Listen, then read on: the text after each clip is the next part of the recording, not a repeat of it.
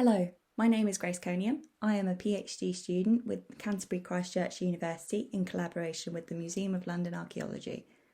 I would quickly like to take the opportunity to say thank you to the Society for Post-Medieval Archaeology Congress for granting me the opportunity to speak today.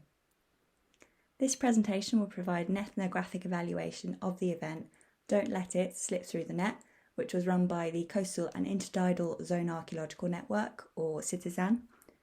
This presentation will demonstrate how ethnographic methods can be used within public archaeology in order to gain a better understanding of volunteer views and experiences. Here, these methods will be used to consider their views of legacy, including their motivations for attending, along with the skills and knowledge gained through participation. The project itself was carried out in Sandwich Bay, which is a rural beach along the east coast of Kent, situated about halfway between Deal and Ramsgate. It is located 2 miles from the port of Sandwich and has a long heritage linking it with the sea, including a historic fishing industry. From 2019 until 2022, volunteers and staff from CITiZAN have been recording over 1,200 stakes of post-medieval fish traps. More information on the history and formation of these fish traps can be found in Lara Bands' Instagram poster in the same conference series, which I would encourage you to take a look at. The interests here, however, concern gaining a better understanding of the volunteers' views and experiences, with attention to their views on legacy, including their motivations for attending, along with the skills and knowledge gained from participation. The event that was evaluated took place on a weekend in February 2022. Several volunteers and staff of CITiZAN arrived to record and sample wooden stakes forming the post-medieval fish traps along the foreshore. Because of the narrow time frame in place for this data collection, methods utilised within Rapid Ethnographic Assessment were considered and used. Rapid Ethnographic Assessment is understood as a qualitative research method used within programme evaluation. It differs from more traditional ethnographic methods in its ability to be completed in a relatively short amount of time. Unlike traditional ethnography, which has a more grounded approach and usually takes months if not years, Rapid Ethnographic Assessment uses research questions which are set ahead of the data gathering. This acts as a guide to the exact methods and questions that will be asked of the participants, given the strict time constraints. These methods have already been used within the heritage environment, such as in the work of Jones. Jones argues that rapid ethnographic assessments and qualitative interviewing are better suited for assessing social value within heritage because of their fluid nature and applicability. Within this methodology, data was gathered through recorded semi-structured interviews with volunteers, as well as participant observation. This data was then transcribed off-site and analysed using thematic analysis. The most mentioned themes and codes that were present in the data will be discussed here. One of the main themes was the types of skills and knowledge that the volunteers had gained or used within the project. The most cited form of skill or knowledge concerns an understanding of the archaeological process. This is perhaps unsurprising, as the group have met several times since 2019 in order to record the fish traps on the foreshore, using a similar archaeological method each time. The regular volunteers would have had lots of opportunities to observe the process with the CITiZAN members of staff as well as other volunteers. However, even those that joined the session for the first time with no prior experience in archaeology came away with a great understanding and appreciation of the archaeological process and how it can be used to record data systematically. The volunteers have also learnt more about an area in coastal East Kent that they were unaware of before. This increase in knowledge is not only a point of interest for the volunteers, but it can also create connections for them with the place they live. Several of the volunteers did not originally come from the Kent area, but through participation in the CITiZAN event, they forged new connections with this location. In one case, the volunteers used the knowledge gained about the industrial heritage of Sandwich Bay as a type of anchor to allow her to feel closer to the area that she now lives, as she understood it a bit more. There was also a wide number of skills that were described by the volunteers, most of which directly related to the application of archaeological practice on site. The most cited of these skills was a greater understanding and ability to use the real-time cinematic machine, or the RTK. This piece of equipment was used throughout the project to map the exact location of the fish trap stakes, as well as to find existing ones along the foreshore.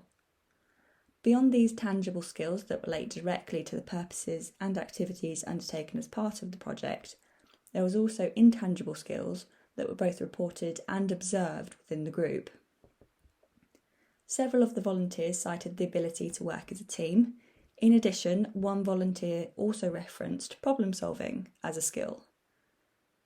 These are often described as soft skills, and they are not necessarily used within archaeology solely. They can be seen in a range of different areas and careers outside of this example.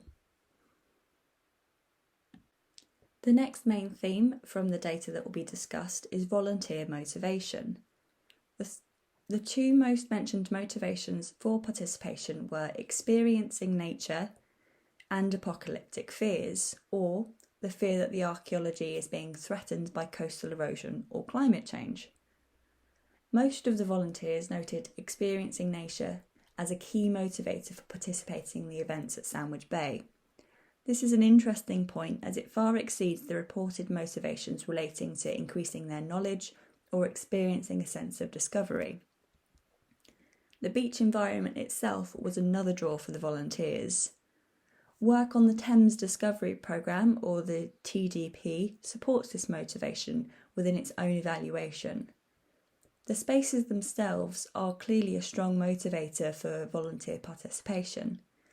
This has the potential to be overlooked with the assumption that people are joining due to their interest in a site's historic environment.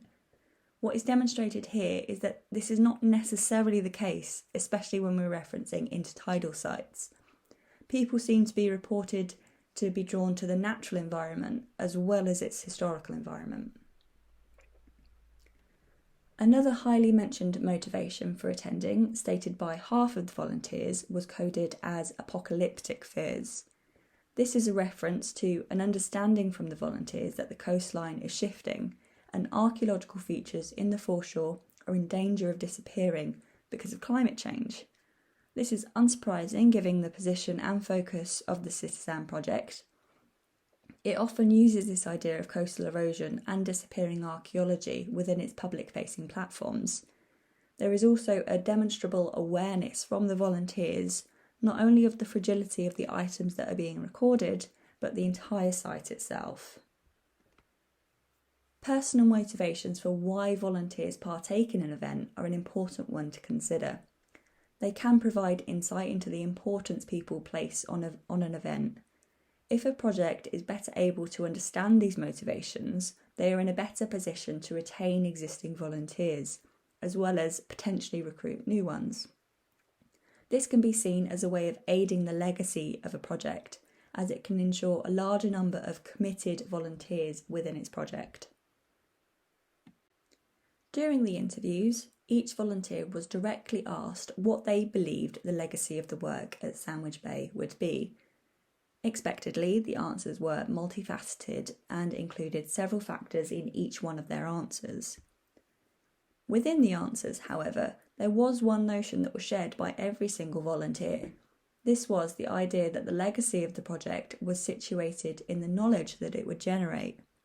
Clearly, all of the volunteers were heavily invested in the knowledge generated and how this would add to the resources and historical data and information that could be used for research, not just now, but also for future generations.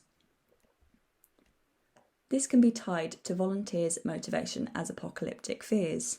Here, there is a strong sense that the information they are gathering is at direct risk of destruction from tidal erosion. Therefore, the volunteers feel a responsibility to gather that knowledge before it is lost. This is an interesting point to consider, as their motivations can be seen to be linked with their perceptions of legacy.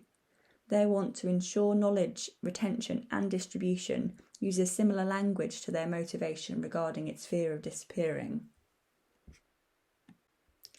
This report aimed to use an ethnographic approach to better understand the impacts of volunteer participation at the Don't Let It Slip Through the Net event at Sandwich Bay event run by CITiZAN in 2022.